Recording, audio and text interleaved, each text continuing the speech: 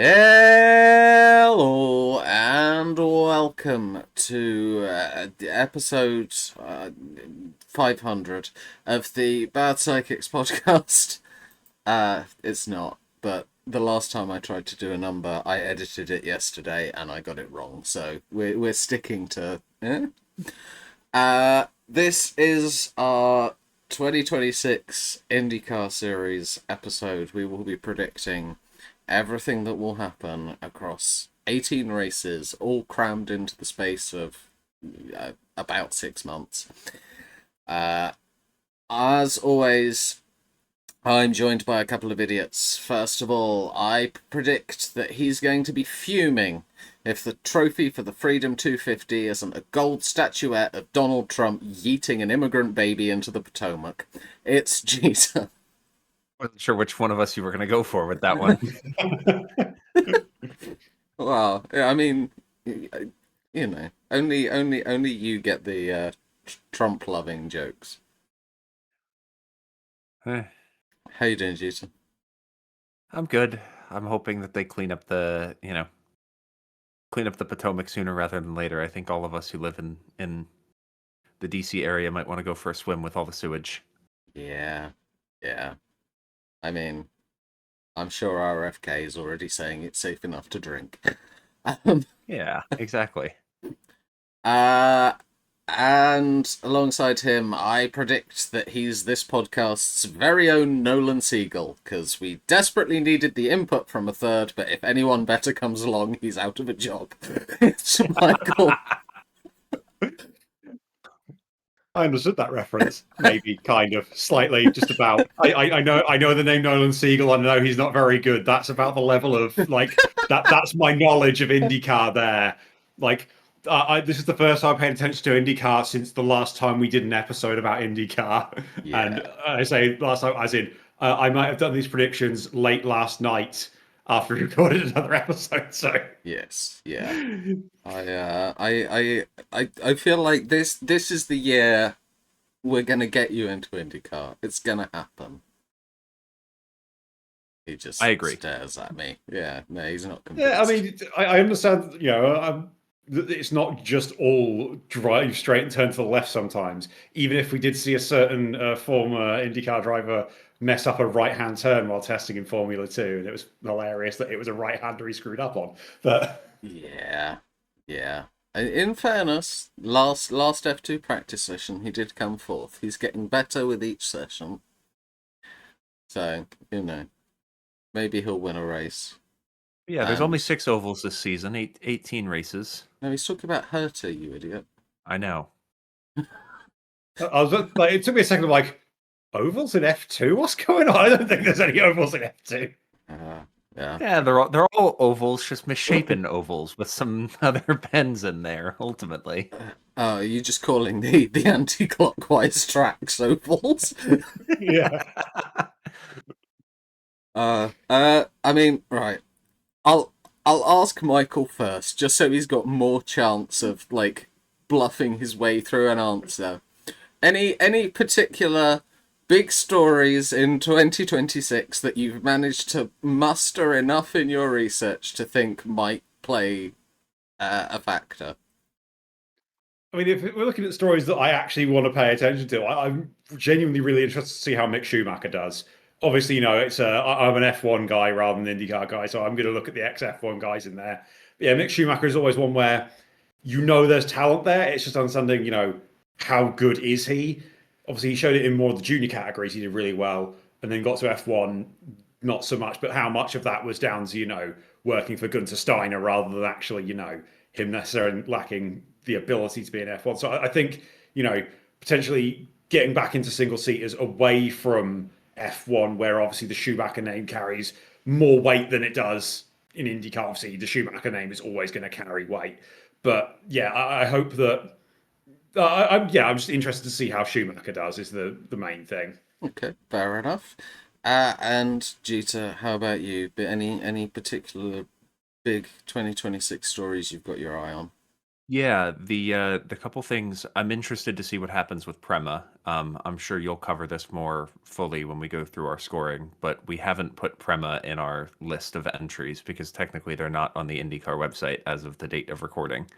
So interested to see what happens there. I mean, Schwartzman last year was pole sitter at the 500, um, and showed some real prowess. Ilott seemed like he could kind of drive at times. So, I was interested to see another year for Prema, but with the way that the charter system works out and the fact that they were going broke anyways, it makes sense that they kind of struggled, which I think is unfortunate.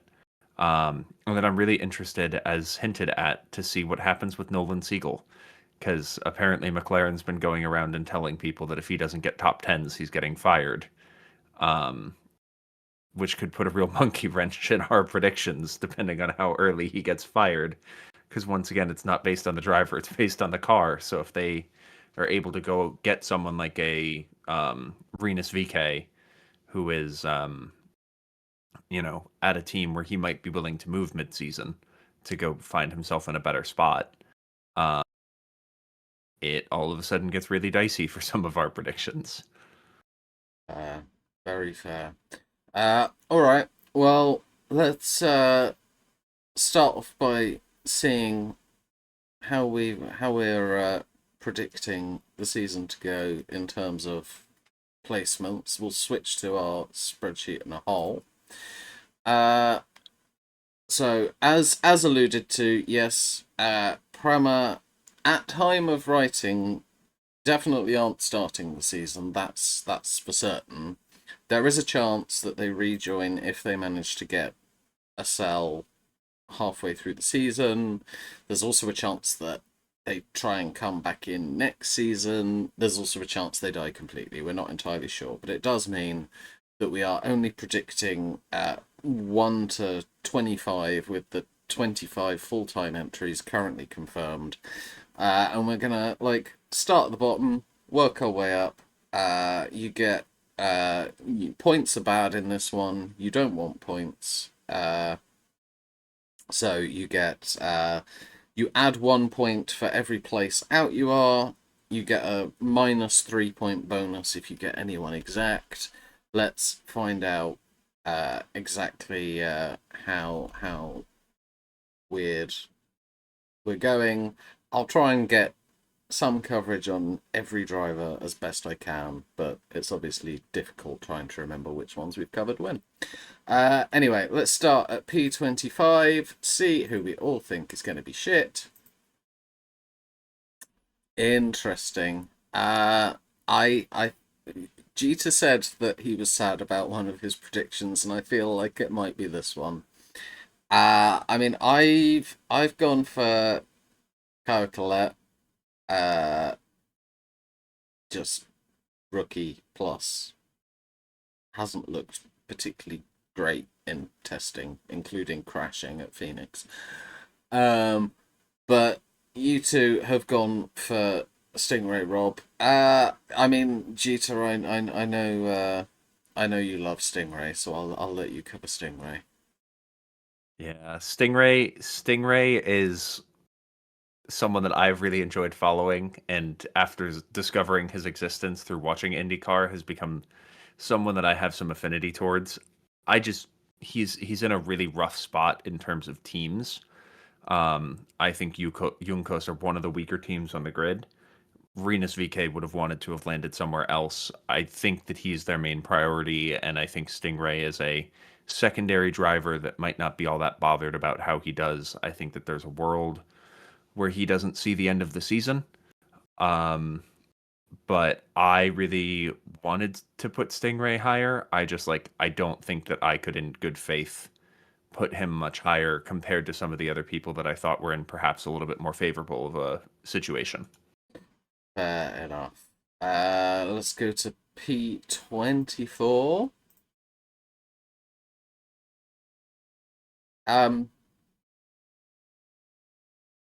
Oh, I don't know what happened there.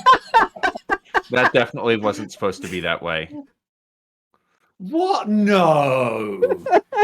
Who have I missed? No, I think you have to stick with it now too. Like, Yeah, you just get and Stingray. yeah, and the guy that you missed is automatically like, The world champion. yeah, yeah. Everyone has to get knocked down one now. Yeah, yeah. Those are the rules. Trying Uh, to figure out who I've missed. uh, Oh, I know who I've missed. It's it auto corrected because it's supposed to be, Ray. Okay, fine. and it took my R and auto corrected it to Rob when I was filling it in because I put Stingray at the bottom almost immediately. Love that. I mean, yeah, I've gone Stingray Rob here. Jeter's gone Ray Hall. Don't know how I feel about that. We'll focus more on Ray Hall later. Michael's gone Louis Foster. I'm a little bit shocked to see Louis Foster this low, but Yeah. I mean, I'll I'll hear you out. What's your logic?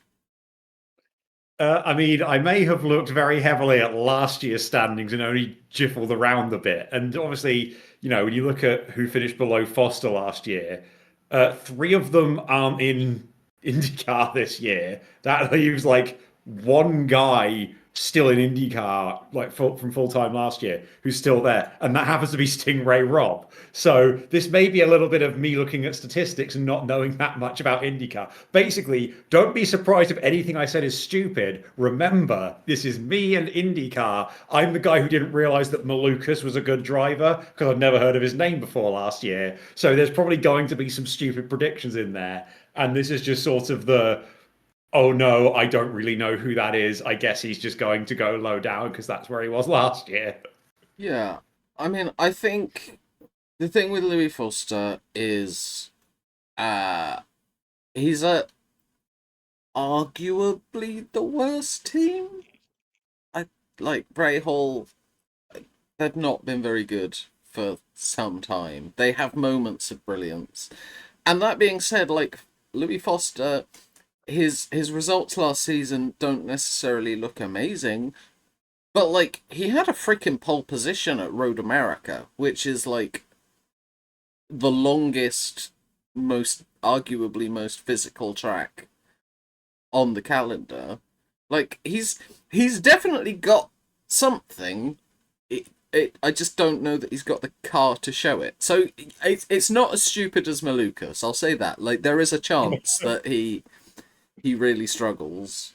I just like if they give him an even half decent car, I think we'll at least see him go better than he did last season. But we'll see. Yeah.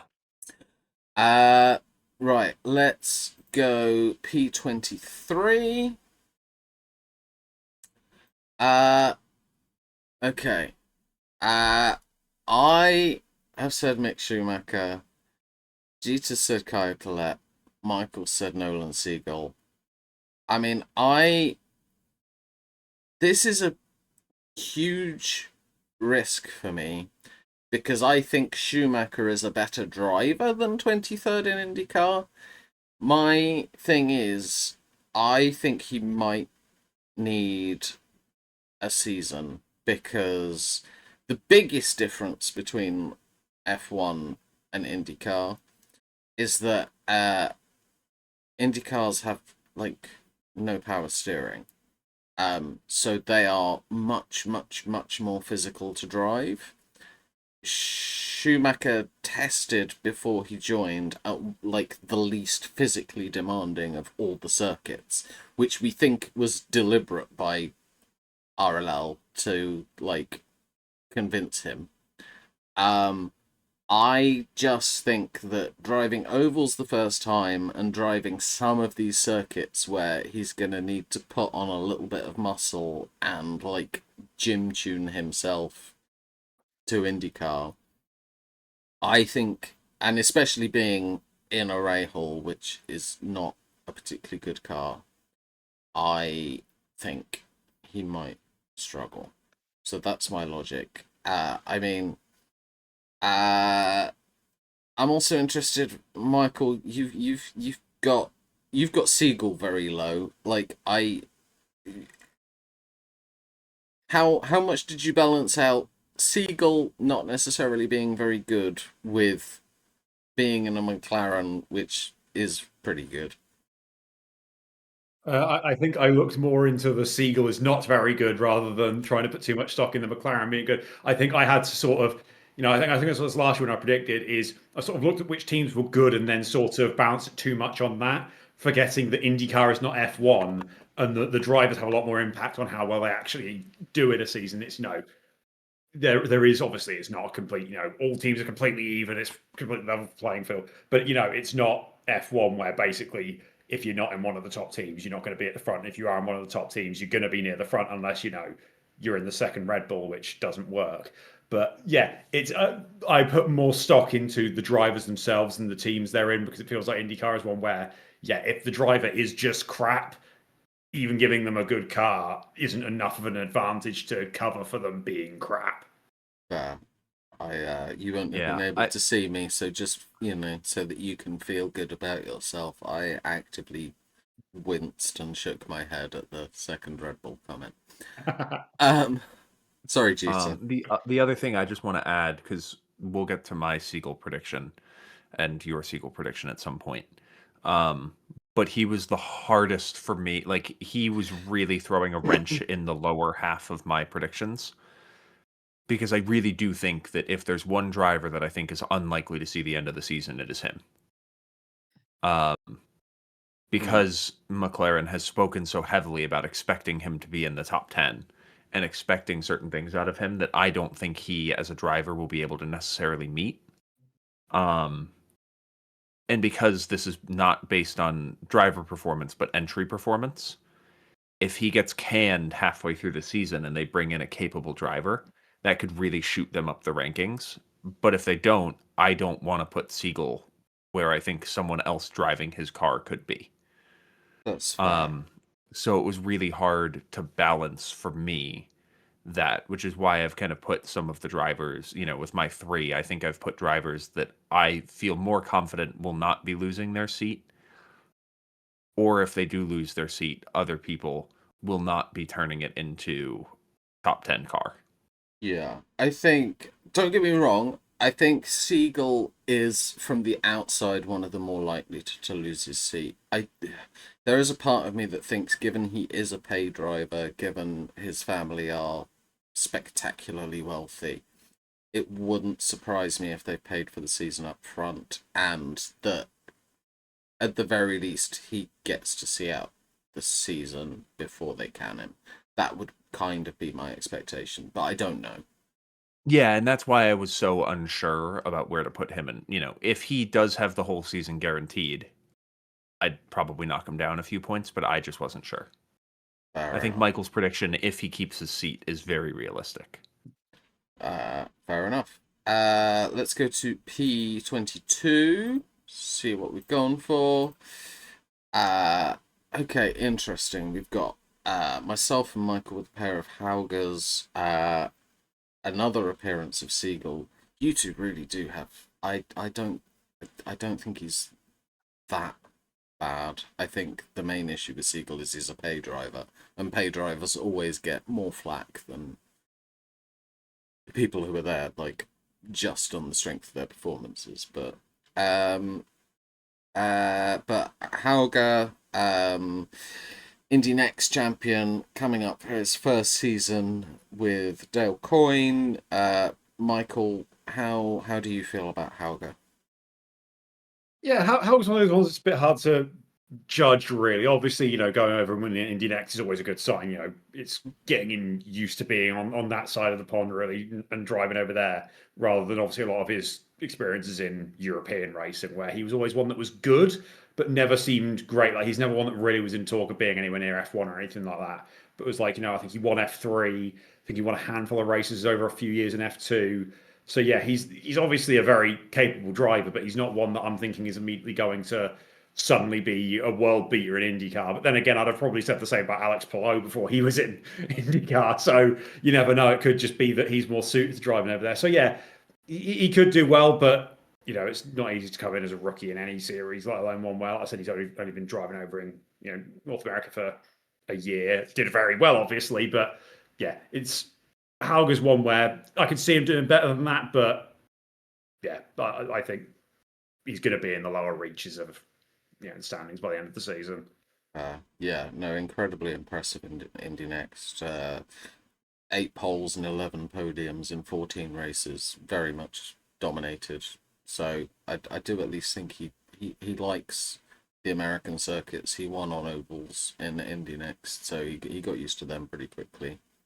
But I don't think the coin car's that good. I think at least give him a season. Next, P21. Okay, well, I mean, we've got a pair of the other Schumachers. I've gone for Graham Ray Hall. For me, Graham Ray Hall is just diminishing returns. He's getting older. He's got other interests, like his ridiculously powerful business that he's got now that sort of makes him considerably more money than driving race cars does. I don't know. I really do think the Rahal team might struggle. And then we've got a pair of Schumachers. I mean, Michael, you said that Schumacher was one of the things you really were interested in seeing this season. So I'll let you talk about how you positioned Mick. Yeah, I think Mick's one where there's obvious talent in there. There is obviously a very quick driver on his day. I don't think he'll be set in the bottom five because Mick Schumacher has always been one where he takes a season to get up to speed. Like you look at, I pulled up his record just to remember it. Formula 4, his rookie season came 10th, second season came second. Formula 3, rookie season came 12th, second season won the whole thing. Formula 2, rookie season came 12th, second season won the whole thing. It's one where he takes time to adapt to new series. It will probably happen again here, but potentially if you give him that time, he can be very good. So he's going to be one that's down in the lower reach. I think him and Hauger were two where I easily could have put them the other way around. I think they are two, very capable, talented drivers, but they're ones where they're going to be adapting to a new series. I think that's going to be more so the case for Schumacher than Hauger. But I think there is enough talent in Schumacher where I wouldn't be shocked if somewhere he just pulled out one really good performance that just helped him out a bit more over Hauger. I did consider predicting a Schumacher top 5 at the Indy Road course because I think that's that's the most like an F1 track. Let's go to P20. Okay, interesting. Jeter and I agreeing this time. We've got a pair of Grosjeans. We've got a Marcus Ericsson that's a long way down, but he didn't have a great season last season, so I get it. I mean, Jeter, Roman returning to the sport, 40 years of age, going back to Dale Coyne where he started in IndyCar. How do you see it going? Uh, there's my answer. Oh, okay. I think similar to a lot of people at the bottom half of this series, they are capable drivers, and there isn't real I think the top teams all have pretty good lineups this year, with the exception of Nolan Siegel. But I think like the big teams by and large have the most talented drivers on the grid. There isn't a ton of like really talented drivers in worse teams. So I think it means that the midfield is going to be really messy because I think you've got a lot of people with inconsistent cars. You're not sure who's going to have the right setup for the right day. How's the strategy team going to do? Are there going to be crashes? I think Grosjean is a bit, that Grosjean knows what he's doing in an IndyCar. He's a bit older. I don't love the situation for him. I don't think that Dale Coyne is going to give him a particularly competitive car, but also in 2024 he finished 17th. I think he'll be their main driver over Hauger. Both of them are a capable driver lineup. you know, I know that I've said he'll be their main driver. I've put Hauger higher, but that's because I feel a little bit more confident in Hauger's ability. But still, like, it's tricky with Grosjean because you don't know what you're going to get at age 40, having stepped away from the series. That's fair. I mean, the interesting thing for me is going to be Hauger is obviously backed by Andretti. There's strong feelings that if he has a decent time with Coin, he probably goes to Andretti when a seat becomes available. And they're sort of backing him with, like, telemetry data and setup help and all this kind of stuff. It'll be interesting to see whether Grosjean gets any of that by proxy, or if everything is very much we are only helping Hauger's car, and that's it. So, Mm-hmm. let's go to P19. We've got Louis Foster from me, Dennis Hauger from Jeter, and we've got another Ray Hall. These are three we've already talked about, and I think, yeah, interesting that like all of us have these in like some quite different places. There are some there's a bit of mystery. I don't know which way it's going to go, but let's move straight on to P18 though. P18. Okay, interesting. We've got a pair of VKs and we've got a Kif dog. I mean, for me, I think this is a big season for VK, and I want to talk on it a little bit because Arenas obviously last year did like a solid job, and when he said that he was going to leave Dale Coyne after a single season, having managed to take 14th in the standings in a not very good Coyne car, including a podium in Toronto, everybody kind of thought that he was going to be going like up in the world. But there was even talk that he might get the Penske seat instead of Malukas. And then he went to Juncos, and I don't know whether he knows something we don't, whether like the Stingray Rob money that's being funneled into Juncos is means that they're going to take a big step forward, or if he just kind of screwed himself a bit by not re-signing, thinking he could get something better, and now he's had to make a sideways, even arguably backwards step to Juncos. I think this is a big season, because I think he definitely would have stayed at Coyne, and Grosjean wouldn't have had that seat if he'd have wanted it. So I am very curious, but we'll see. I think I think he'll probably show promise in bursts again, and I also suspect he'll be let down by not having the best car in other points. Let's go to P17. Oops, fuck that up. There we go. P17.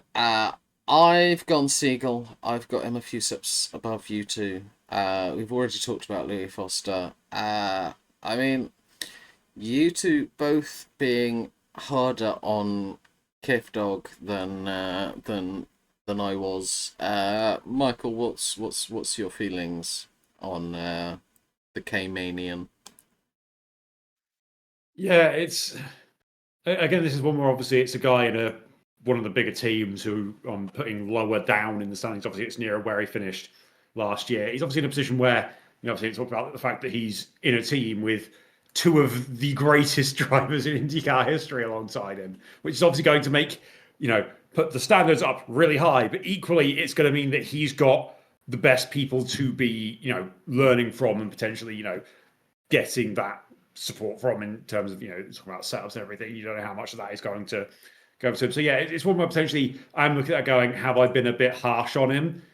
but equally, there's nothing from his results that's making me go, yeah, no, 100%. I should absolutely be putting him higher. I could be putting him higher. There's definitely a somewhat of a decent driver in there, but yeah, I think it's more of I'm playing it a bit safer and putting him around where he was last year. That's fair. I think he's a really, really tough one because, as you say, he's in a very good car. His second season was a lot better than his first season, and so it's how much, like, what is his potential? Because, like, he didn't finish better than 12th at all in season one, and then he had six top tens, including his first podium in his second season. Like, if he has more development room, he could actually be one of the few pay drivers that turns out to actually be good. But if that's his ceiling, then yeah, I don't disagree. Yeah, Um, and I also think it bears mentioning that last year's grid was really weird. yeah, And this year, I'm sure there will be some people who have a stinker. Ericsson had a bad season last year. Rossi had a bad season last year. The Penske's were uncharacteristically bad. Like, there were a lot of people who struggled a lot last season. Um, and I'm sure that there will be people who struggle this season. But at least for me, I didn't want to go out on a limb and say, hey, this person who got fifth last season is actually going to finish 15th this season. I just have like an inkling. hmm I don't know the sport enough to predict that, which has meant that, like, at least for me, and I'm sure it's similar for Michael, that like a lot of these lower down picks, it was kind of like, well, these names are bigger and they're at a bigger team and they should be better, or they were better last year. So I'm going to put them higher, even though I could see Kiffin placing closer to 11th or 12th. hmm I just like don't want to bet on that when there are all of these drivers that I think are currently more talented than him, not what his potential is, that I think will return to normal. But I'm going to be wrong on some of those, you know? very, very fair. Let's go to P16 now. P16, we've got Ericsson from me and a pair of Ferrucci's. I mean, I feel much the same way I let Michael talk about Mick Schumacher. I have to let Jeter talk about his favorite driver. How are you seeing Ferrucci's 2026 going? No, I don't. I want to be clear that Ferrucci is not my favorite driver. I need to make that abundantly clear. That might actually become relevant later on, um, especially when we get to the bonuses. Mine may or may not have to do with him. Um, I I don't know what's going to happen. There were some rumors. Like, I don't know how much of Ferrucci's success in 2024 um, was because of team stuff at AJ Foyt um, versus Santino's talent himself. I think Santino is an okay driver, but I don't think Santino's like a crazy good driver. There's probably going to be a couple races where he's up there. There's probably going to be a couple races where he crashes or gets crashed into. Um, and that means that you can only put them so high. That's fair. I think, as much as I hate to say it, I think Ferrucci on an oval is scary good sometimes. He just seems to find grip. Like, he's one of those, we talk about some oval races being boring because only one racing line forms. He's one of the few that is like, what you're talking about, there's only one racing line, as he like slides on the marbles a lot, like it Yeah, it's him just, and Rasmussen. yeah, yeah. But like, I equally, he is still a head case. So, Yeah, that's a kind way of putting it. uh, let's move it on to P15 now. We've got a Simpson, a VK, and a Colette. I mean, I said Colette was coming bottom. Michael, I I am interested by why you think Kyle Collette will finish P15. It's kind of twofold. Number one, I refuse to put him lower than Ferrucci because I just don't. I have to have Ferrucci losing to his teammate out of spite. But also, it's also loyalty to Kyle Collette because I in last year's predictions I backed him to get a seat in IndyCar. Problem is it happened too late for me to get points for it, which is still bloody annoying. But it's I backed him last year and I'm backing him this year to be better than Ferrucci. Not much more justification than that, to be honest. Fair enough. I respect it. Yeah, I've got my Simpson in P15. Jesus got his P15 VK. I think what's interesting is that a lot of this is proving that nobody is exactly sure how this season is going to go. It feels like one of the more intriguing ones. Just I agree. I will also say though that like I think out of this bottom 11 that we've revealed, all of us have one person that like the other two have put. Like you have both put Ericsson. I haven't put Ericsson yet. There's like, but by and large, this bottom group, there's some shuffling in there, but like I don't think any of us are saying that any of these drive like there hasn't been anything other than maybe Colette where we're like really vastly disagreeing. Um, and I do think that there is a front of the pack and then a rest of the pack. That like I think it bears noticing that it's not like we're like we're predicting people in P3 and P4 that other people have in P20. Hey, you don't know where I put Grosjean yet. Grosjean's going to win the whole thing.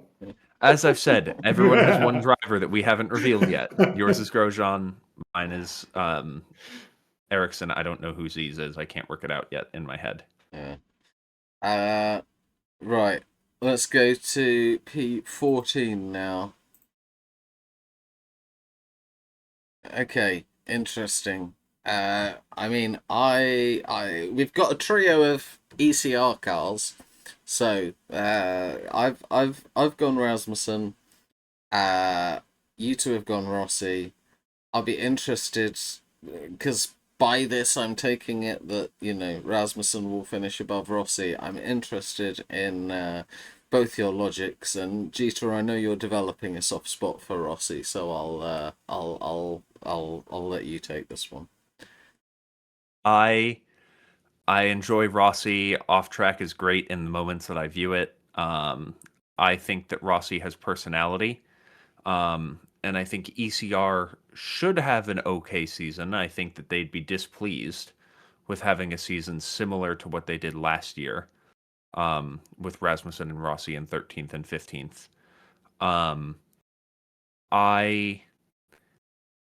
I think the thing that's hard for me with Rossi is I don't like I really struggle when I think about some of the other teams and some of their track records to put Rossi much higher than this when he just hasn't really had it the last couple seasons.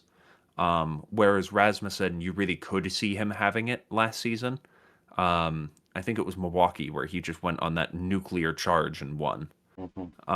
Where he was just like driving out of his mind, overtaking everyone. I think it was the final overtake on Pelot on the outside as Pelot was squeezing him into a wall.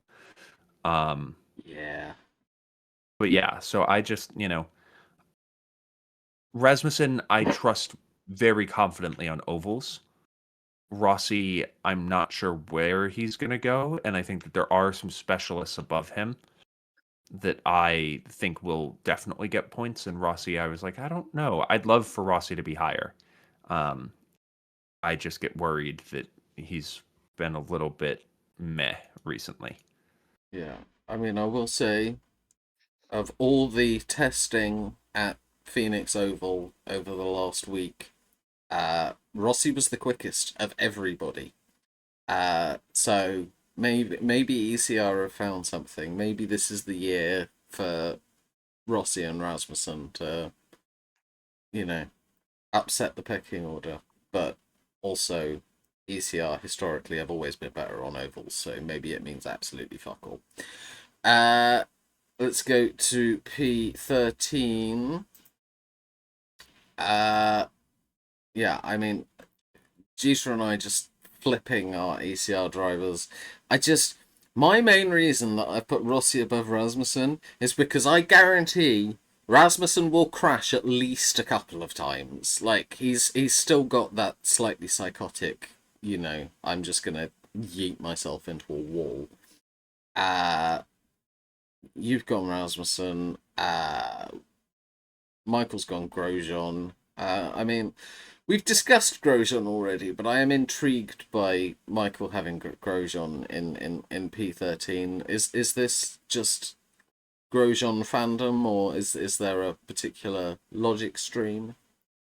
Yeah, it is a little bit of heart over head, really. I do have a soft spot for Grosjean more because, he's still there racing. That to me is just, given that, when that crash happened, I thought the worst immediately. So just getting to see him racing again makes me happy. So yeah, I want him to do well, is basically what it is.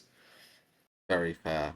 I'm still surprised to this day that he's never been engaged in like advertising for Fireball.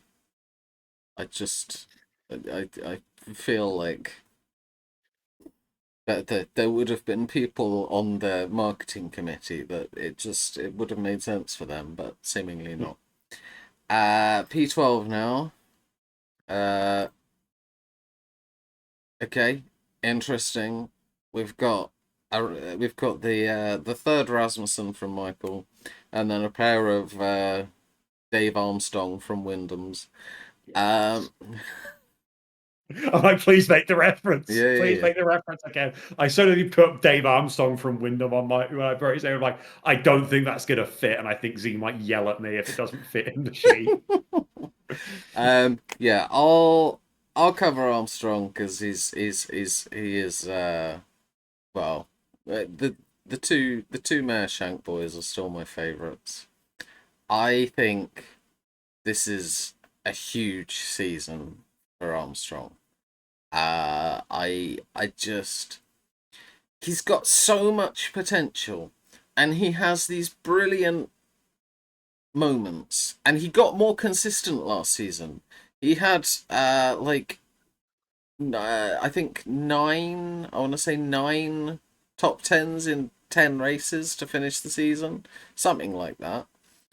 Um, I just like he's gone up 6 places each season so far. He was 20th, then he's 14th, then he's 8th, and I'm like, he was 8th because it was a very weird season. I really hope that he can keep going forwards, or at least stay in like that kind of 8 to 10 range. I'm just a little worried that with Penske looking a bit closer back to being dangerous again, and a couple of the other moves that have happened, I'm fearful he might go backwards. He needs to get a win this season. Like he's had his first podiums now. It's time for first wins because yeah, he still doesn't have a pole. He still doesn't have a fastest lap. He's got 2 podiums. Like to finish 8th last season with only one podium is a ridiculous sign of how consistent he was. It was ridiculous, but like he does need to start like really proving himself now. Let's go to P11. Yeah, I've got Santino that high. Unfortunately, I think the Penske backing for Foyt is probably going to be even stronger in a second season. I just I have this nasty feeling that like he might. I think there is an outside chance he gets his first win this season, and that will depress me greatly. But um, then I mean, a very low new garden from Michael, but understandable on the basis of last season. I get it, and I don't think it's completely implausible. But then we've not really focused on we've seen Marcus Ericsson come out, but we've not focused on him yet. So Jeter, talk to me about Marcus Ericsson. Yeah, I mean, last season he finished P20. He had an awful year. Um, and Andretti did not have a great year, generally speaking. Um, but I think that they're looking for a real bounce back. Um, it's interesting to see. Like I'm really interested to see what they do with the lineup of Power, Kirkwood, and Ericsson. I think Ericsson's a better driver than 20th. I think if he can get himself into the top 10, top 8 type territory, you might be talking about maybe getting a new contract because I believe this is a contract year for Ericsson at Yeah. Andretti. And I think even if he finishes P11 as I've picked him, I'm not confident that they would re-sign him. He needs a good year. He needs to show that he's the driver that he has been in the past. He almost had a P2 at Indy 500 before it got taken away because he got DQ'd. Yeah. I think he's a capable driver. It's a top-heavy IndyCar season this year. There are a lot of talented drivers at good teams. And I couldn't put him any higher than some of those more established guys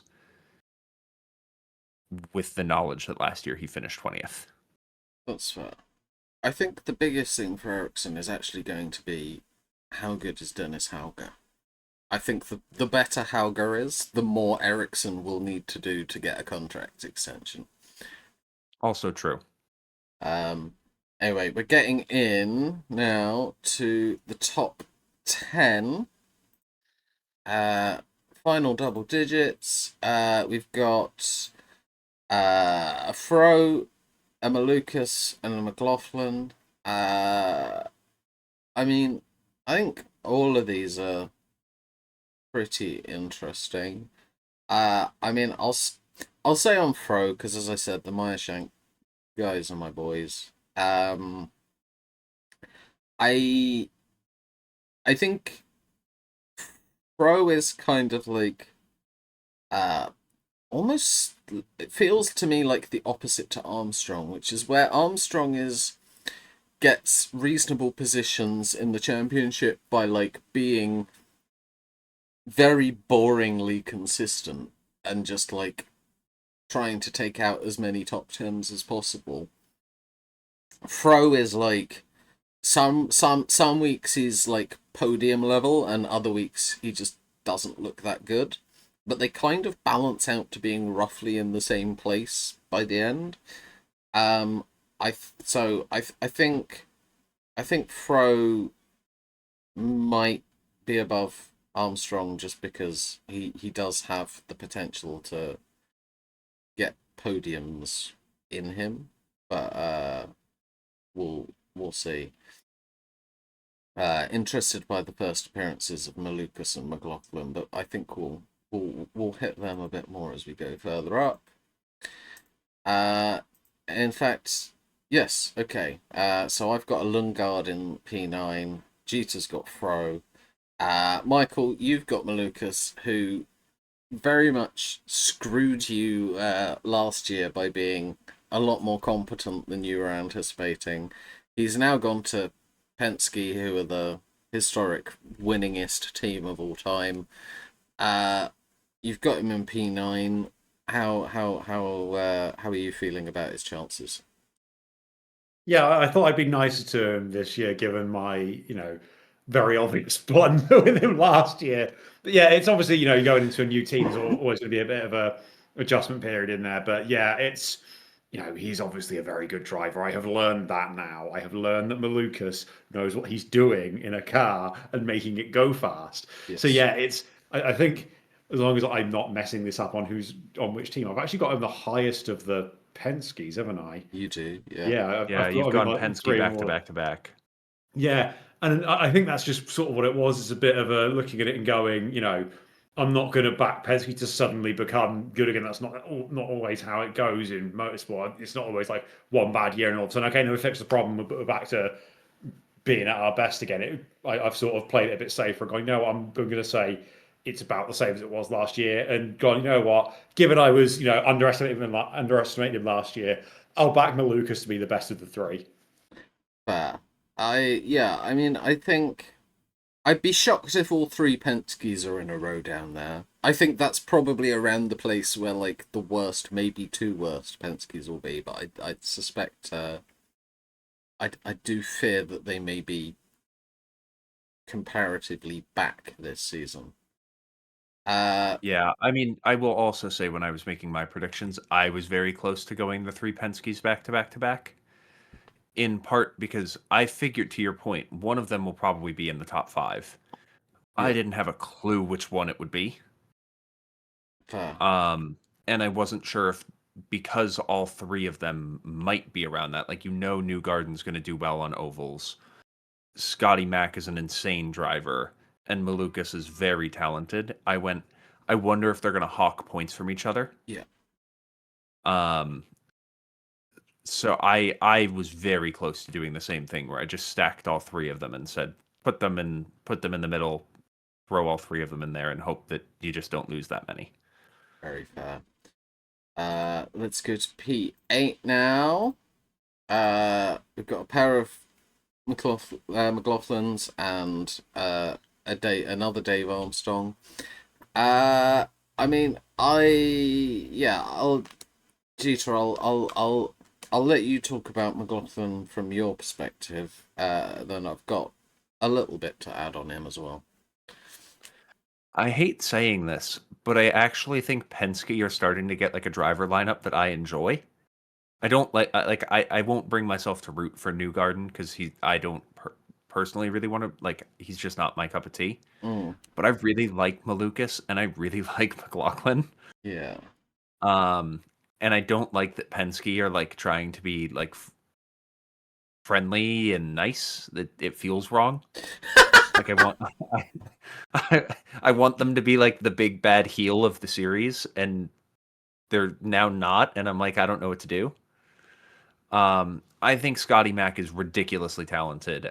I wouldn't be surprised if at some point he wins an Indy championship. I don't think this is the year, but if Penske continue to return to form, it really would not surprise me if that's what ends up happening at some point in the not too distant future.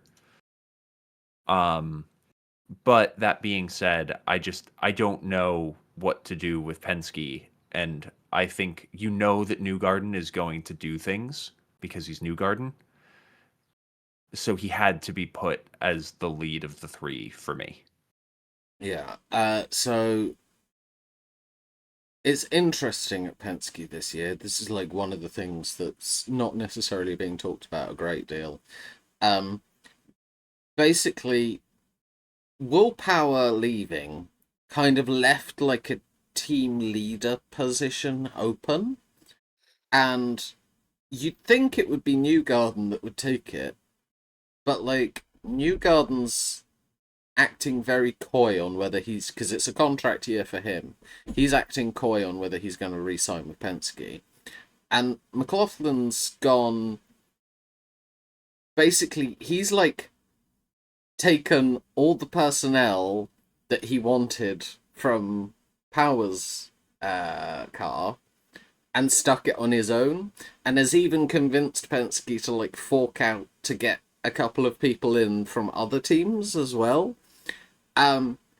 And so I do think there's going to be an interesting dynamic seeing who comes out on top between Scotty Mack and Newgarden this year.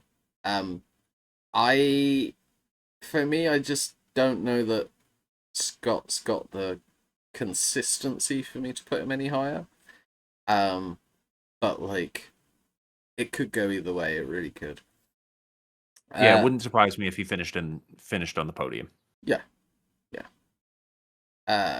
P7 now, and we've got first appearance of Scott Dixon from me, a second Newgarden from Jeter, and a first Willpower from Michael.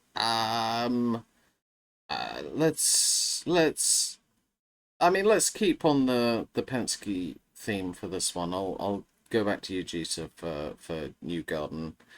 P7, is that you expecting a good season for Penske or fearing that it won't be? I don't. I mean, I've hit on it. I just don't know what to expect from them. Like, I think they'll be better than they were last year, but I don't know that that means that they will be as good as they historically have been. Mhm. I think that McLaren have a really strong lineup. Pillow is Pillow, Power is Power. Like, there are just talented people across other reaches of the sport. Newgarden is what he is on ovals. He's going to win an oval. You know it's going to happen. I'd be floored if it doesn't. Mm-hmm. Um, but I don't know if Penske's team and Penske's, Penske's situation is going to be strong enough. And I don't know if Newgarden is going to start eyeing what he wants his move to be next season. I don't know if he's potentially going to be 1 foot out the door or if he'll be really locked into trying to win a title. Fair. Very fair. Let's move on to P6. I mean, I got Malukas in P6. I think he's probably about to have his breakout season. Jesus has gone Dixon. Michael has gone Pro. I mean, Michael, we've spoken a bit about Rosenqvist, but I haven't come to you for a bit. So talk to me about having. I mean, you have the Meyer Shank boys like higher than either Jeter or I do. Is there a particular logic to why you think they'll be there? I think it's a really strong lineup. Honestly, I think it's they showed it last year. Rosenqvist and Dave Armstrong, the surrogate Norfolk boy, both showed last year that they are very good drivers in IndyCar. I think it's just one where again, when I'm not really sure about what how Penske are going to do, and I've sort of backed them to not necessarily take that step back up. It sort of leaves the door open for guys like Rosenqvist and Armstrong to actually keep themselves higher up. And again, obviously, I've gone with Rosenqvist a bit ahead of Armstrong again. I think he's just, there's that little bit more, I feel like I'm trying to think what the right word I'm looking for is. I just have that little bit more confidence in Rosenqvist than Armstrong, just because he's that little bit more experienced. He's that little bit more. I don't know if consistent necessarily the right word for it, but it's just it feels like he's a slightly safer bet to go slightly higher than Armstrong. But yeah, I think it is more a case of I've got them higher because I'm not backing Penske as opposed to having thinking there's going to be some incredible thing about those two. It's just they're solid enough to take advantage of Penske not necessarily being great again.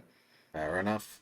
Into the top 5 now. P5, we've got Kirkwood, we've got Power, and we've got a Lundgaard. I'll come back to Michael again. Lundgaard P5.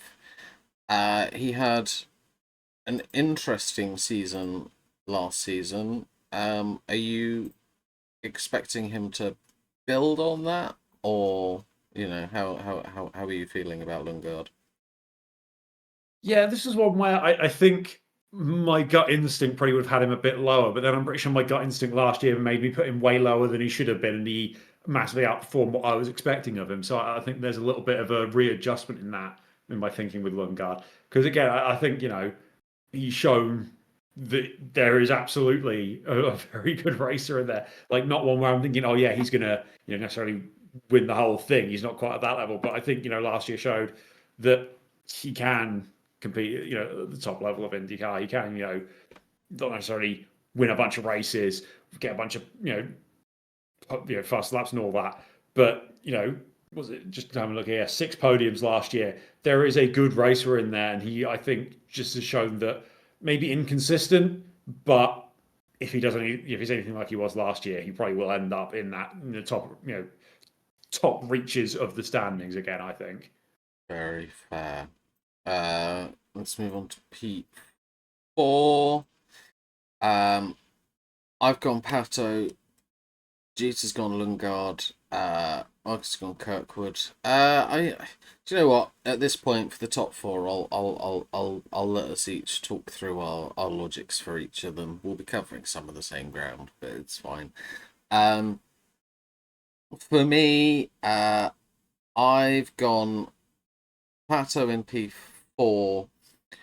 My personal logic is that I don't know what McLaren are going to be the best at. I think Pato is a very, very, very good driver.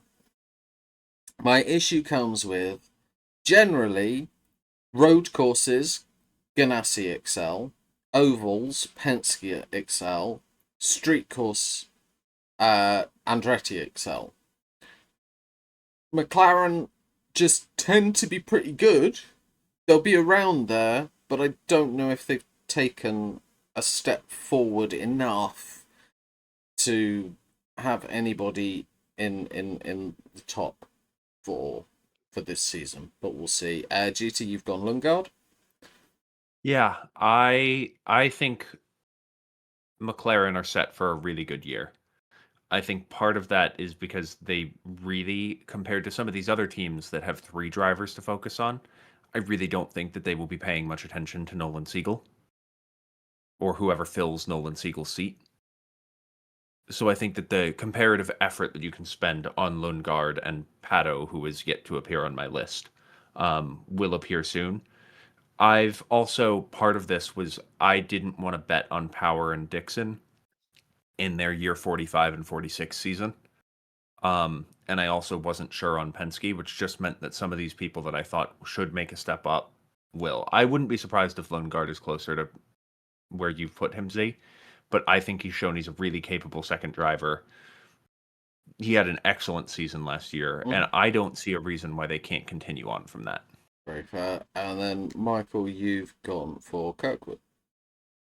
Yeah, he's one where I was always going to put him near the top. He's a guy that I do really like the look of. He's one where, I think I said this last year, he's one that seems to, finish higher and higher every year that he's in IndyCar. I think he's one where, I think for people who don't, people like me who don't necessarily look into IndyCar that much, I heard a lot more about Colton Herta than Carl Kirkwood. But the more I've looked into IndyCar, the more I've gone, hang on, are we sure that they're going for the right guy here? Are we sure they shouldn't be trying to convince Kirkwood to go over to F1 instead? I think that's just more of that's what Herta wants to do rather than necessarily an ability thing. But yeah, Kirkwood is. I would be shocked if he's any lower than where I've put him, honestly. I do think that he's one that will be in the top reaches. It's just a case of, like I said, he progresses and get better with each year. But is there room above him to progress into is where it becomes the issue. It becomes harder and harder to progress up the standings the further you go because, you're not trying to do better than Marcus Ericsson anymore. You're trying to do better than Alex Palou. It becomes a hell of a lot harder to make that step. So yeah, I think he's unlucky not to be higher in mine purely because of who's ahead of him rather than because of his own ability. Very fair. Right, let's move on to P3, bronze medal. I have gone for Newgarden. As I said, I think there are 3 teams that are each the best at one specialty. I've put one from each team in my top 3. I've gone for the one that I think is most likely to do best. My logic is Newgarden on an oval is just a menace, and contract years can go 2 ways. They can either add pressure, they can add distraction, or a bit like Willpower last year, they can be, if you're not necessarily going to re-sign me, I'm going to make myself look as good as possible in the in the contract window, and you're going to want to sign me.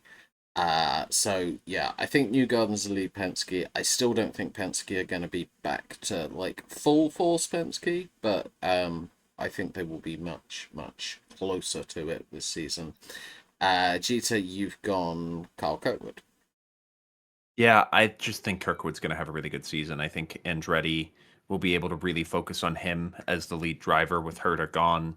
And and I think that he's in a spot where he's going to be able to really succeed. You know, he's the lead driver of the three with Power, him, and Ericsson. I think that he's going to be. I think that he's going to be a real threat.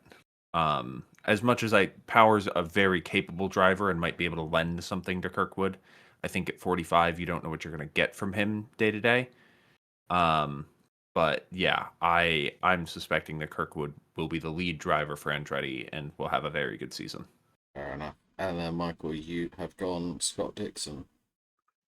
Yeah, he's Scott Dixon is basically my entire justification for this. Like, come on, it's like it feels like a safe bet to just keep Scott Dixon up near the top because that's where Scott Dixon finishes in IndyCar. He's really good. I know he's like about 73 years old at this point, but he's still very like showed it last year that he's still at the top end of IndyCar. I'm just backing him to do the same again this year. Basically, it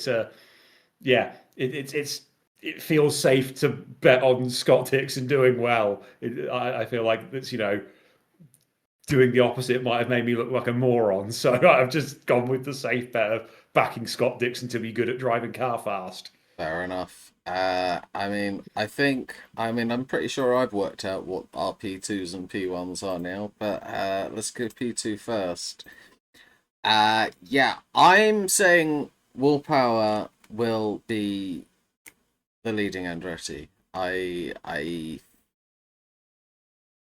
Andretti's strength is street courses. Power's strength are street courses.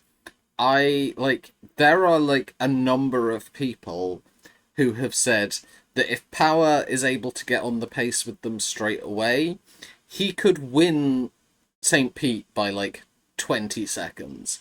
They are really fearful of a Power Andretti combination on street courses. I think Kirkwood is a very good driver. I think he will be their team leader long term, but I don't think Power's just going there for the paycheck. I don't think he's going there, to kind of add some experience for a couple of years and then sail off into the sunset. I think Power still sees himself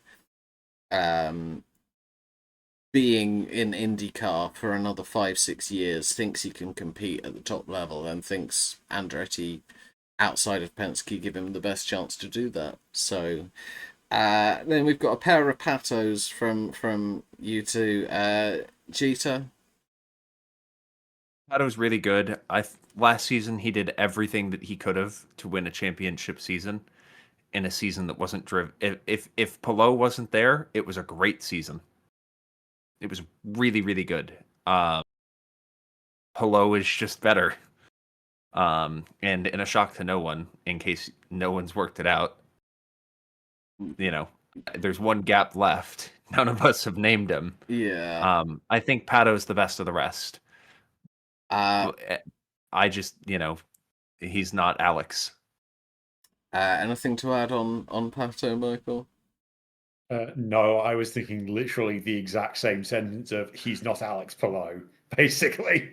It's you could be as good as you like. You're not Alex Palou, though, are you? Yeah, fair enough. Okay, and then finally, P1, seemingly the only thing all three of us agree on, is that Palou is going to win again. I don't... Yeah. I'll let you two talk about Palou. I don't need to as well. Michael, I'll let you start. Alex Palou. Yeah, Alex Palou is the guy who made me think for a while that IndyCar had been horrendously misadvertised to me. I was told that you're going to get lots of people winning races. It's going to be really competitive, and I'm like, no. What do you mean? I'm paying attention. Alex Palou just wins. This is just F1, except you've replaced Max Verstappen with Alex Palou. It's basically F1, but the guy winning is actually, not a dickhead all the time. So it's come on, what do you mean this is supposed to be competitive? Betting against Alex Palou here, it doesn't take really any knowledge of IndyCar other than looking at the results one time to realize, okay, Alex Palou's going to win, isn't he? Unless I don't know, Donald Trump decides that they're going to kick out everyone from Spain. That's basically the only way that happens. Is like he just like revokes the visas of every Spaniard and kicks him out. Like that is basically the only chance that anyone's got of stopping him. Yeah, I remember when everyone complained that he won 4 in 5 races in 2023, and then he was like, did 5 in 6, and was like, well, now those days look good. Yeah. Jeter, anything to add on Plo? I think last year was the year that he added ovals to his cap. Yeah. And that I think is the scariest thing. You knew that Pelot was always going to be capable on street courses and road courses, because of his, formula background. If he can also race ovals, no one has a chance. And he won Indy last year. Yeah. There's every style that he can race very quickly. He's not crash prone. He's good at tire managing. You don't need to manage fuel in this series because you can get fueled up. Like, you do need to. I mean, yeah, but yeah. It's not as like when you think of like the main disciplines of like manage your tires, keep the car safe, drive fast, the different types of circuits, every single box is ticked by Pelot. Yeah. Last season, I didn't pick him to win because I was like, I wasn't sure if he was going to do it. It feels inevitable. Like, it feels almost as inevitable as Hamilton when he went on the run with the Mercedes. Oh, I think you're going to say as inevitable as Hamilton winning last year's F1 championship, according to your predictions. Yeah. I'll start shitting on Red Bull too if you don't let that one go. I've already been shaking my head and glaring at the camera. But yeah. Alright. Well, those are our predictions for where everybody will finish. Let's move across to the miscellaneous section. Just some varying degrees of bullshit to predict. Let's start off with who we think is going to win the Constructors. Suspect. Yeah. Everyone going Honda. I mean, yeah. I feel like with all of us having Ganassi winning a championship again and then Andretti doing pretty well again, it feels like a pretty safe bet. I don't think we need to dwell on this. Wooden Spoon. So this is, of every single person to run a race in 2026, who will be last? This isn't last of the 25 we predicted. This is who is just last, full stop. So it'll be interesting to see what everyone's gone for. Interesting. Okay. Michael and I have gone for Jack Harvey. Michael, I'll let you talk about Jack Harvey. I basically looked at who's only doing Indy, so I'm picking someone that I know is doing specifically one race, and who of those do I think is going to be the worst, and that ended up being Jack Harvey. Fair enough. Jeter, you've gone for Catherine Legg, who isn't even contracted to do the 500 as of right now. Is this a bit of a gamble on your part? Yeah, I mean, I was looking at it, and I mean, the Wooden Spoon is 5 points. I was suspecting that Catherine Legg is rumored to be racing in the 500, and especially considering we don't even have 27 cars yet, and you're allowed 31 without a bump day, and 33 cars could be like, I think there's space for some entrants that aren't already guaranteed to get in, and it's being reported that she's interested. Yeah. And I figured that if she is going to be in and hasn't yet signed, she's probably going to be in a shit box, which would mean that it would be harder for her to perform well. Interesting. I can't remember. Obviously, there's a chance that she's not going to be in it, but there's spaces this year where she'd actually, like, it wouldn't just be qualifying, because obviously you need someone to make a race start. and I think that there's a world where or there's also rumors circling that Herta might try and make a return for the 500 because F2 doesn't have a race in May. Yeah. But I figured I'd stick my neck out, and if I get this one wrong, I get this one wrong. Jeter hates women. Yeah, thanks. No, Catherine Legg raced for Dale Coyne in 2024. Did she do I thought she did last year, but she's not. I don't know. Maybe she didn't. I'm just misremembering. But yeah, it seems like a reasonable one. Next, we come on to race winners. Same methodology as last year. Put people that you think will win at least one race. If you pick one that turns out not to, you lose a load of points. If you don't put one who does, then you lose some points. I'll be honest, I've gone really aggressive because I'm expecting this to be a more even season. But we'll see what everybody else has done.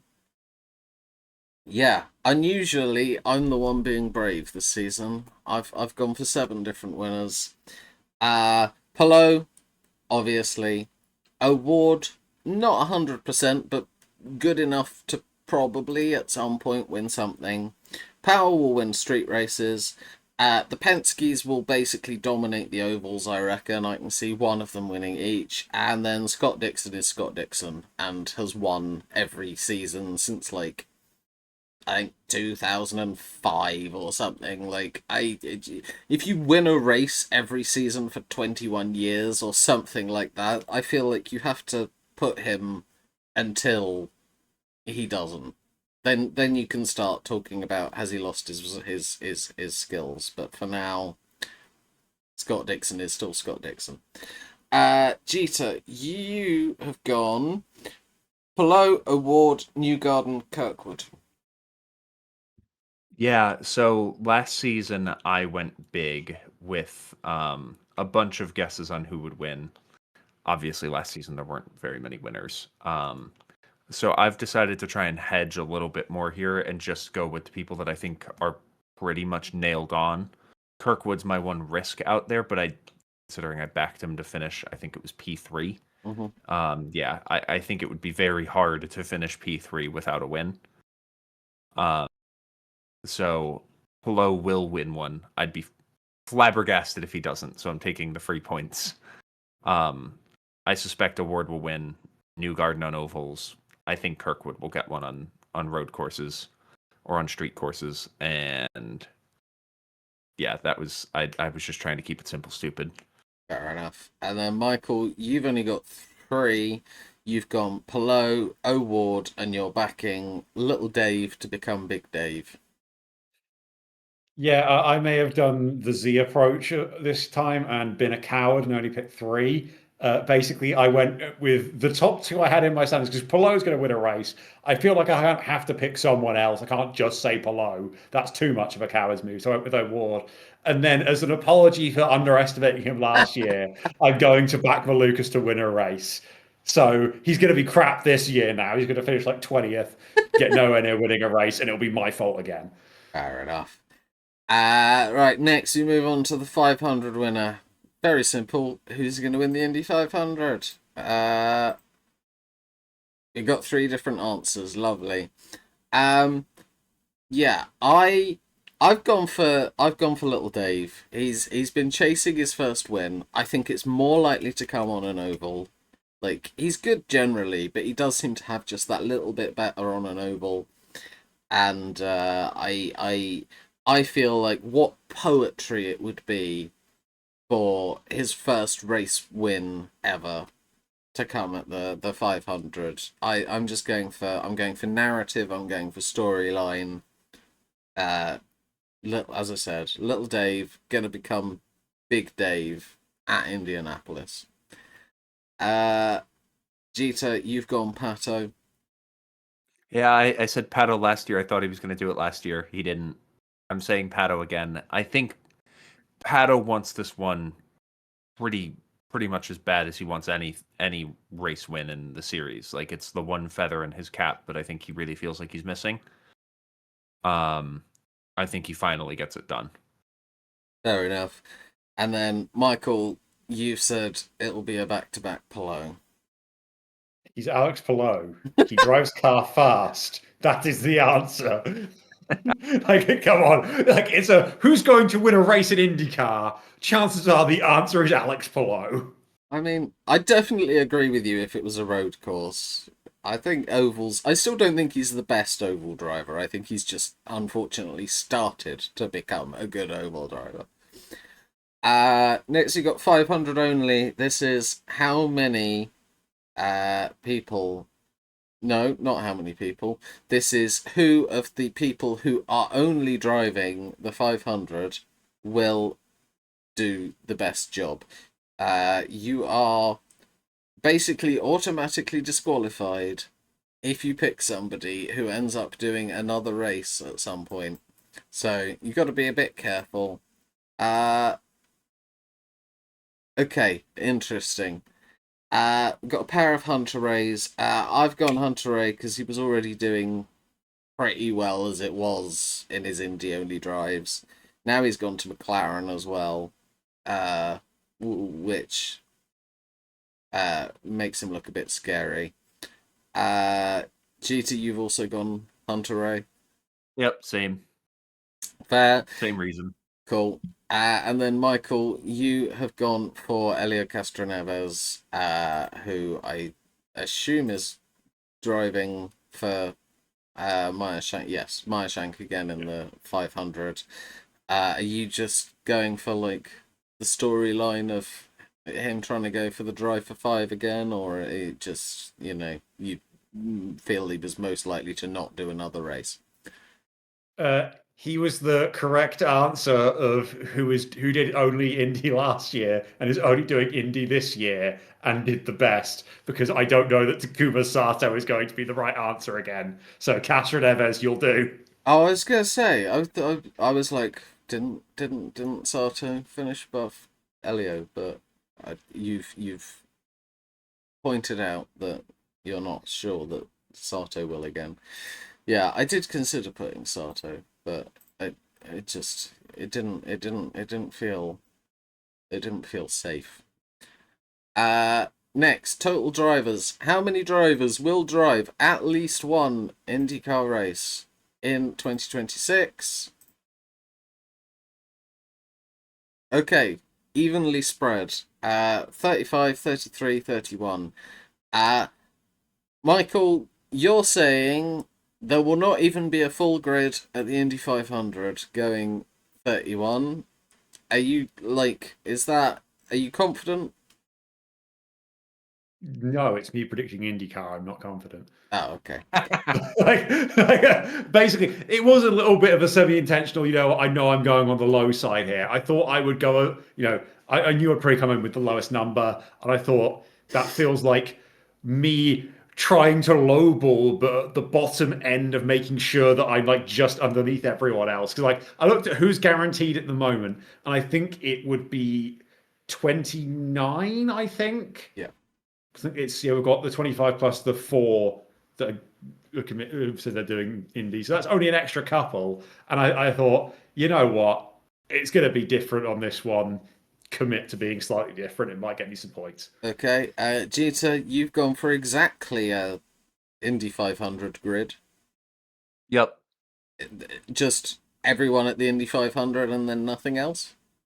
Yeah, I mean, I think there's no guarantee we fill the 500. No. So if this was basically we might have, there's only 3 rookies this year. There's not a ton of people that I think are at risk for a mid-season change. Mm-hmm. And because the grid is smaller, if we fill the 500, we fill the 500. Obviously, we're guaranteed 29 right now. So I have 4 spots that can either be, if there's a driver change, there's a driver change, or if they fill the 500. But there is a good chance that it ends up being closer to you. Last year, there weren't a ton of changes. And I don't see a world where a ton of people are getting binned off mid-season this year either, but I could be wrong. Fair enough. I've got 35. My logic is, I think Penske will practically pay teams, I think, to get the number up to 33. Like, I think it will be a huge deal if they cannot fill the Indy 500. And I don't think they want to see that happening. So I'm expecting there to be 33 full stop. Because like we've got I think another driver Reinbold car to announce. I think Andretti are planning on running one. I think Foyt might be. Dale Coyne definitely are. Juncos, I think, are discussing it. So like I would expect it to get to 33, and then I'm also not sure what what Prema are doing. I think there's a chance that Prema come back in at some point. I don't know when, but like my logic is kind of 33 plus either the two Premas coming back at some point or couple of mid-season changes, even if it's just like, you know, it doesn't have to be a full season change. It might just be, you know, Rossi breaks his thumb again, and so they have to bring back Teddy Porkchops to fill in for him again. But we'll see. Next, we're going cautions. How many times will the forecast yellow come out across the 18 races? Again, we're pretty even. Michael on the low side, 47. Any particular logic? I think what I did is I looked at what answer won last year, adjusted it for the extra race, and Okay. basically that's where my number came from. Fair enough. I've gone 50 because I think there'll be a couple of extra just because we had like 3.5 races or something without a single yellow at the start of the season. No chance that happens again. So I'm like expecting some to return. GT, you've gone 52. 2.5 for the non-ovals, 3.5 for the ovals, 7 for Indy 500. I think was the math that I did roughly. Fair enough. Red flags. How many times will they have to stop the race entirely because blockage or big accident or whatever? I've gone low. I'm saying 2. I don't think there were many last year. I think they're getting better at like trying not to neutralize races for anything but the biggest of accidents. Michael, you've gone 3. Is this just what won last year? Yeah, I think it was. I think it was one that I actually won last year. It's one of the few things that I got the points for. Okay. So I'm just stuck with the same answer again. Fair enough. GT, you've gone 4. Yeah, there's a lot of back-to-back races this season, so I'm worried about fatigue. I don't know. Fair enough. 4 felt right. Okay. Pit stops. This is how many pit stops will the winning drivers of each race combined make? So, Jeter's shaking his head at this question.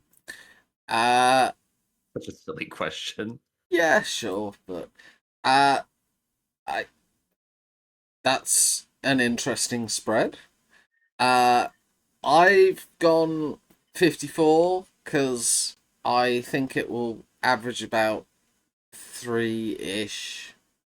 There'll probably be a couple of, there'll be a couple of races, including the Indy 500, where it's more, but there'll also be a few, I think, like road courses, especially where there's probably going to be 2 stoppers.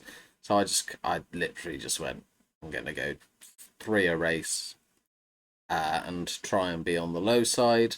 Michael, you've gone 63. Yeah, same again. I looked at one last year, added a couple extra on for the extra race. Okay, and then Jeter, you're saying that there's going to be 4 a race. Yeah, I realized the math that I did was not for the cautions, but was for this one, that formula that I did.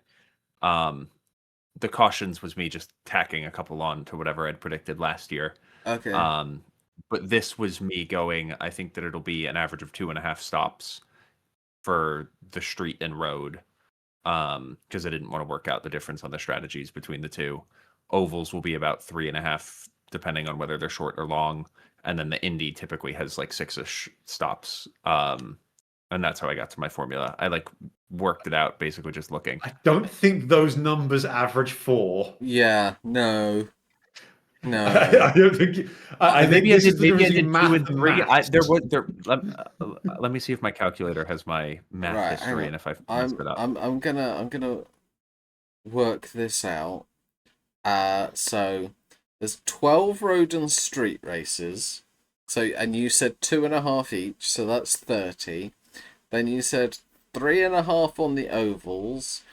There's 5 that aren't Indy, so that's 17.5. So we'll round up and say 48. And then 7 at the Indy. Yeah, I That don't know would what I make was doing last night when I 55. did this math. I don't know what I was doing when I did this math. I The looked at my American calculator and education system. I multiplied the street courses by 3.5. So I guess I'm saying that there's going to be 3 stops per street course and road course. So Just a I don't reminder, know what I was people, doing. this man is an accountant. I was going to say this man handles money. Oh, Yeah, it was late night. I wasn't paying attention. America. There's going to be a lot of stops. Four stops a race. It'll happen. A lot of safety cars. I don't know. I mean, the one thing that helped you that they announced very, very late is that they are. I think they're basically mandating 3 pit stops a race at street tracks because I think they're saying you're gonna have to run 2 primaries and 2 alternates. I think. I vaguely skim read that article. Anyway, silly season. This is any driver who, by the time we film our prediction episode, our review episode, will either have done a race for or sort of have taken a seat at some point in one of the full-time cars, so it doesn't count if they just run the Indy 500 as an extra car, or that they have a seat confirmed for 2027 by the time we film it. Let's have a look, see what everybody's gone for.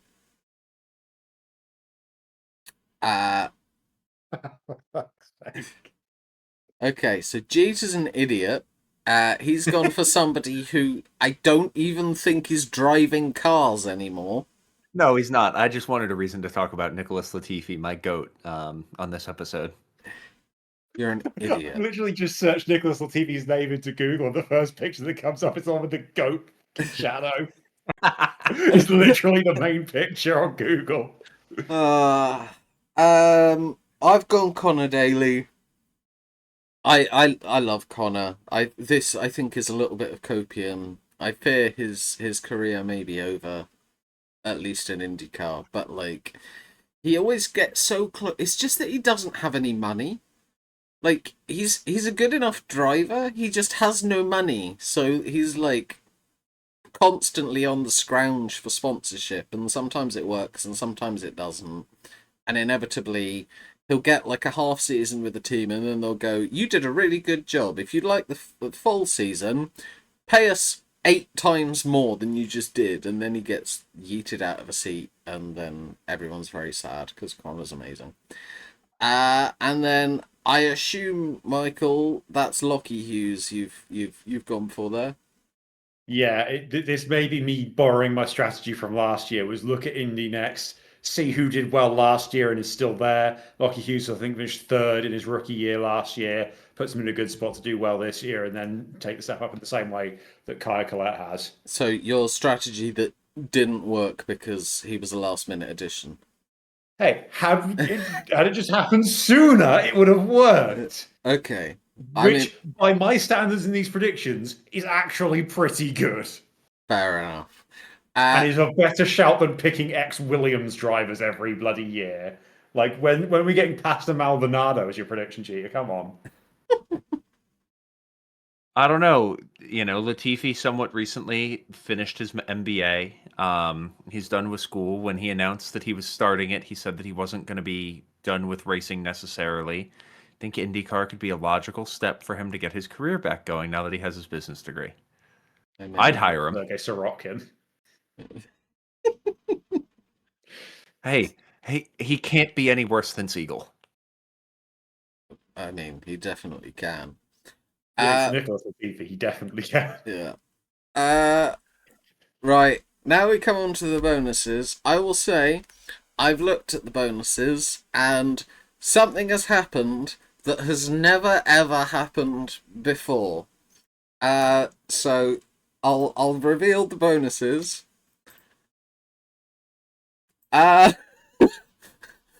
Michael's and I are the exact opposites of each other. One of us is guaranteed points. Yay! Okay, technically, no. The race may not happen. I have my doubts. Okay, well, in that case, you also do not.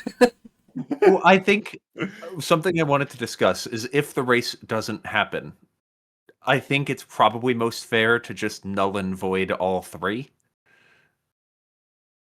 Okay, fair enough. Yeah. They still haven't released a circuit yet. What if they don't? That it doesn't happen, but Donald Trump just declares Santino Ferrucci the winner? Does that count? I guess by that logic, if they give him the points for it, then yes. What if Donald Trump declares himself the winner? If he receives points on the IndyCar standings, I'd argue then yes. Yeah, I feel like we need to go by the official IndyCar standings. So unfortunately, if they do make Donald Trump the ceremonial winner and give him 50 points. I should have put Donald Trump physically on the podium as my prediction. That's nailed on to happen. Yeah. Yeah. Yes, but standing on the top step just shoves whoever wins off of it. I mean, right. I feel like we should start with Jeter's. So Jeter's is Santino does not finish top 15 in DC. I suppose actually I need to show the wages for this episode as well. I forgot to do that. Interesting. We've all gone basically the same. Jeter said 4 and 7 for his. He's gone. Santino does not finish in the top 15 in DC. I mean, my thought was it's going to be a street track, which he typically is not particularly good at, but also Santino will be up for performing in the DC race and will, like, I think it'll be circled on his calendar. 15th felt like about the fairest line that I could draw, given he should be an all right performer this season. There will be some crashes depending on how they set up the layout. Yeah, that wasn't English, but I'm not going to fix it. Right.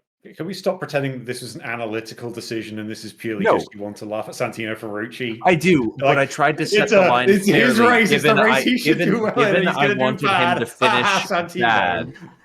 Given I wanted that to be the outcome, I tried to set a line that was fair and that would be about a 50-50. I mean, yeah, the thing about it being a 50-50 is that we've basically established that for 50-50s, we do roughly double.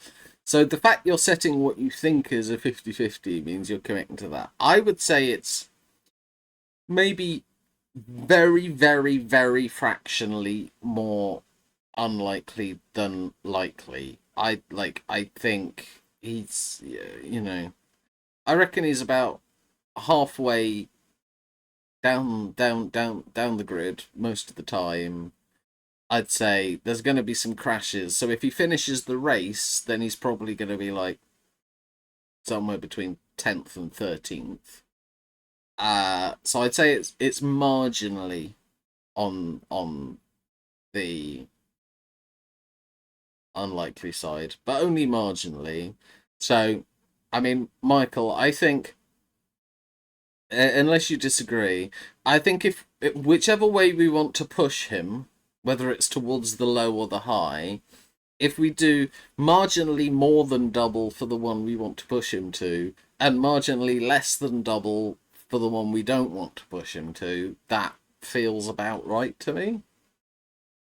Yeah, I think there's probably a heavy dose of I defer to your judgment on this a little bit in terms of the likelihood of it happening. But yeah, I'm always of the feeling I want to push people to gamble more because I prefer chaos.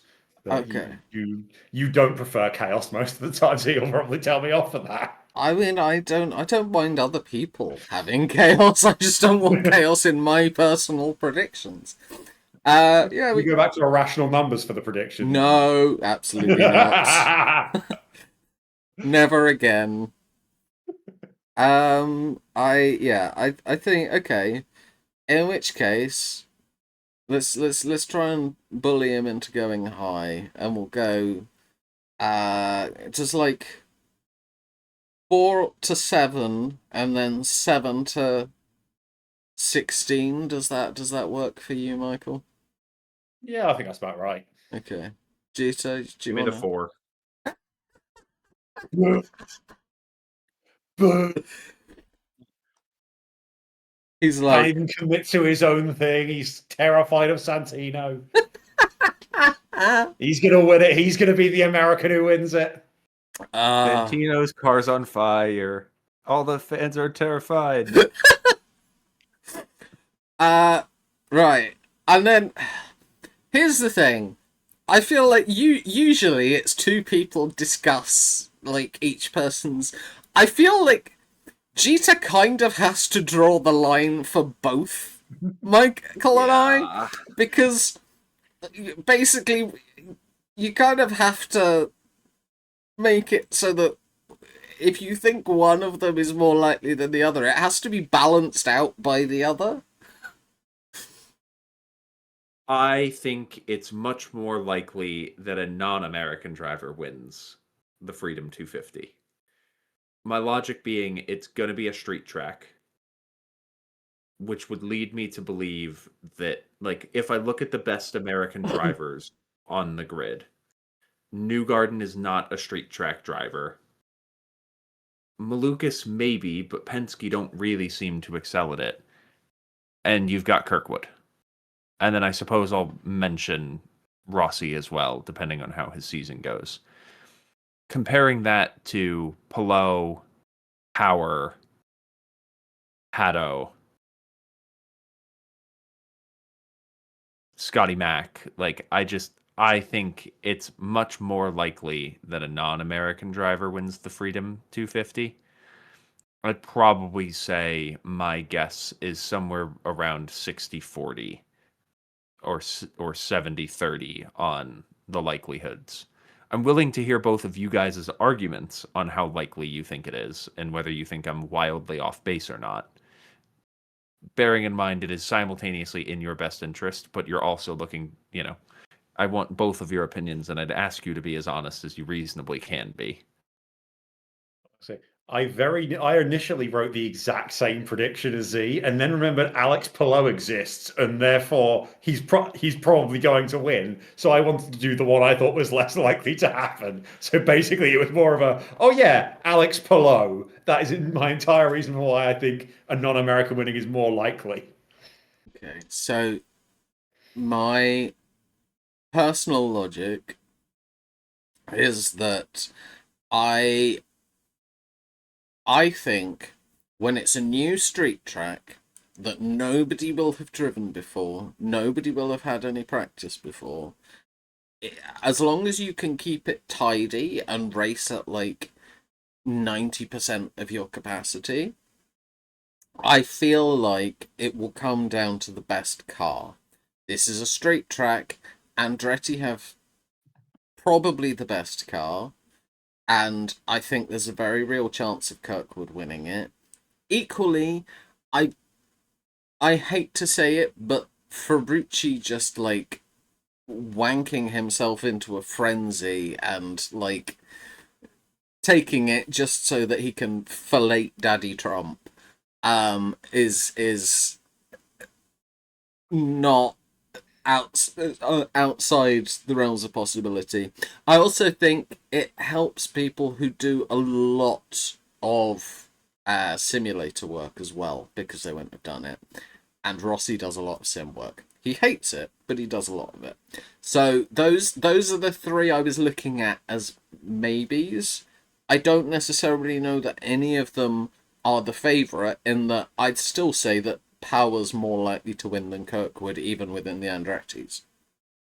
But I could very much see one of those three doing reasonably well. Yeah, I think I'm somewhere around 70% likely that it's non-American. Okay. So I think, Michael, if you're comfortable with that, and you guys can check me on my math here, considering we have someone who performed on Countdown and someone else who deals with a lot of math for a living and studied it in university. Yeah, that didn't involve numbers though. There's no numbers in degree level maths. Quite literally, that is actually true. There Yeah. was, I think, literally one module in 3 years of maths that had numbers, and it was basically a physics module pretending to be maths. It was basically a maths version. It was fluid dynamics. That was the only one that had any numbers involved, which is actually physics, but it was just mathematicians teaching it. I'd say Z 4 down, 6 up, and 8 down, 9 up, because I want to encourage him to go lower, because I think he's more likely to get it, so I want to encourage him to the lower of the two. What do you think? I assume you're asking Michael. I'm asking Michael. Do I get a say in this? I mean, you get a say. I mean, I think you get a say in setting his odds. I mean, I'm not disagreeing with what you're saying there. Okay, so then 4, 6, or I said 8, 9.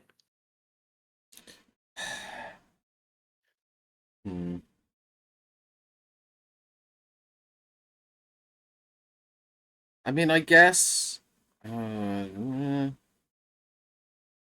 Basically, my potential advantage is 3 in going higher. My potential loss in going lower is like, my potential loss if I go higher is 4, which makes me think that just like if you'd have given me a better, higher offer, I'd have gone high and risked it. So, like, I guess you've played it the right Yeah, but way. If you want me to I go didn't do low, that because I think you're likely to yeah. get I'm this right. going low, but only because the high offer is pathetic. Yeah, because you're likely to get this right. Even so, it's pathetic. I at least thought you were going to be like 8-11. I was maybe going to go 8-0. 8-10. That was the highest I was going to go. 8-0. If you're right, you get nothing. You just don't get the points taken away. Problem solved. I mean, there have been a few predictions where I've been like, that is so stupid that I'm like, I'm inclined to just say no. No points for you. For Michael, I think it should be a 4, 8, and like a 7, 15. Okay.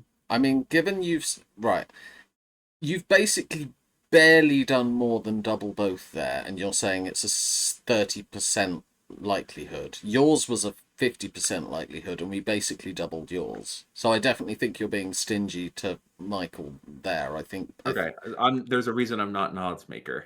Yeah, I think. Which way are you wanting to push him? I don't care. Because I don't. I'm not pressed either way on whether he wants to go low or high. I mean, he's gonna go. He's probably gonna go high, whatever. So then maybe we go like 4, 9, 7, 16. Or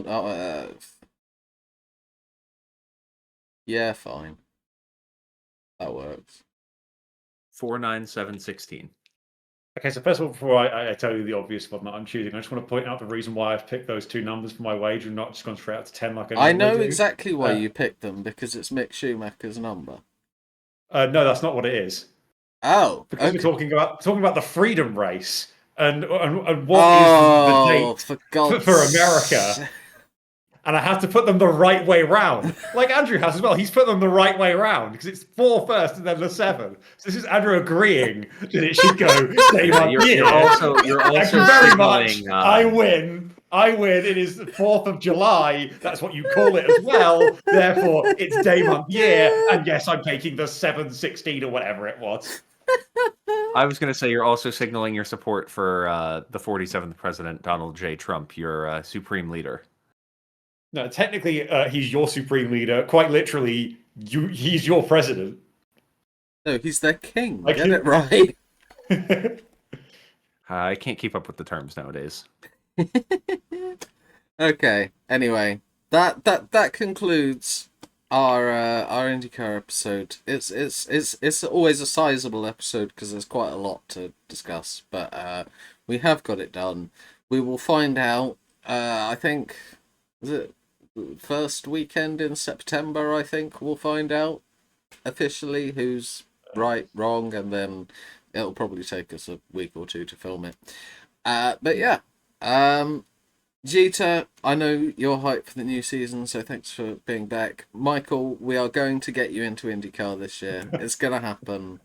I like anytime Jeter's able to hopefully share his screen, I'm gonna like drag you into a call by your ear. Watch the cars. Oh, I watched the Freedom 250 one. My roommate and I were talking about if we want to go, Yes. depending on the ticket prices. Well, you know, he's got a job to do. We established last night. That's an in joke that I'm not gonna like reveal, and it's not the in joke that you think it is. I'll explain that to Michael after we're done recording. I don't want to deal with that right now. Anyway, yeah, thanks both. We'll be back with some new episodes soon. We'll be back with the review of this in September. However, until we cross paths again, remember to always be big mystics, not big mistakes.